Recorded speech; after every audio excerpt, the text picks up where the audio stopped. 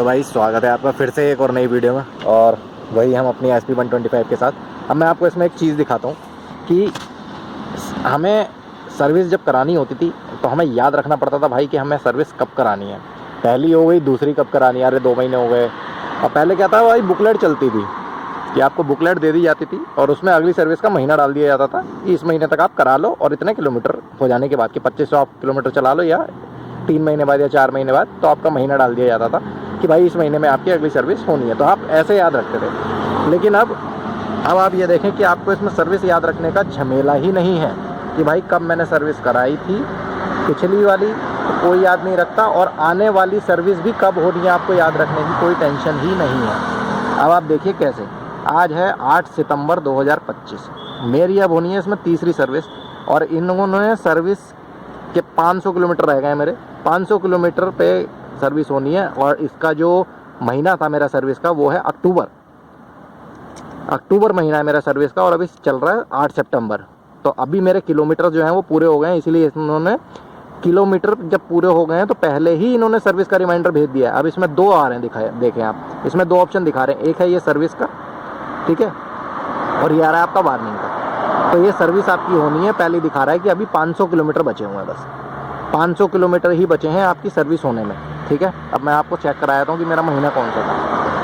तो मेरा महीना मतलब बाइक की सर्विस का महीना कौन सा था। तो ये जाते हैं हम नीचे सेटिंग्स में, फिर हम जाएंगे सर्विस में और मेंटेनेंस में जाके अगर हम पीरियोडिक मेंटेनेंस जो कि सर्विस होती है, तो अगर हम सर्विस देखेंगे तो सर्विस का महीना है इसमें अक्टूबर और अभी टोटल किलोमीटर बटे 494 किलोमीटर और गाड़ी चलेगी, उसके बाद सर्विस इसकी होनी ही होनी है, ठीक है।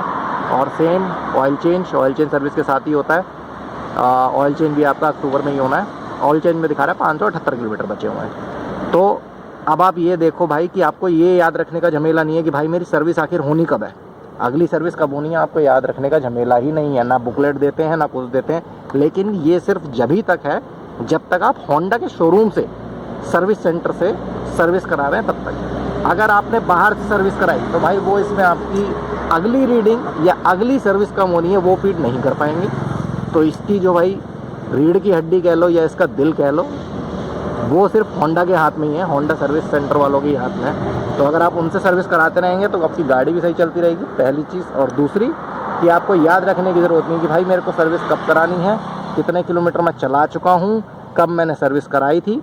क्योंकि जैसे ही आपकी सर्विस का वो ऑलरेडी फीड कर देंगे कि अगली सर्विस कब होनी है, इसमें 3000 किलोमीटर बाद या 4000 किलोमीटर बाद, किलोमीटर भी फीड कर देंगे और प्लस महीना भी फीड कर देते हैं। और जैसे मैंने आपको दिखाया, तो जैसे ही अगर आपके किलोमीटर पहले हो गए तो उन्होंने, जब जैसे मेरी अक्टूबर में होनी थी लेकिन मेरे किलोमीटर पूरे हो गए हैं, तो उन्होंने मेरे को सितंबर में ही यहाँ पे इंडिकेशन या फिर नोटिफिकेशन दे दिया कि भाई आपका सर्विस का टाइम आ गया। और मान लो मेरे किलोमीटर पूरे नहीं हुए तो और अक्टूबर आ जाता, तो वो मेरे को अक्टूबर आते ही अक्टूबर का नोटिफिकेशन आ जाता तो भी कि भाई अक्टूबर आ गया, आपको सर्विस करानी है।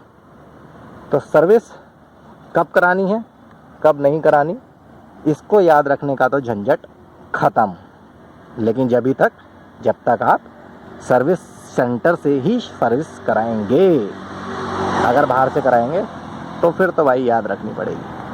और जब चीज़ें याद रखनी पड़ती हैं तो दिक्कत बहुत होती है। तो आशा करता हूँ आपको वीडियो अच्छी लगी होगी, और वीडियो अच्छी लगी हो तो यार चैनल को लाइक, शेयर और सब्सक्राइब ज़रूर कर दो।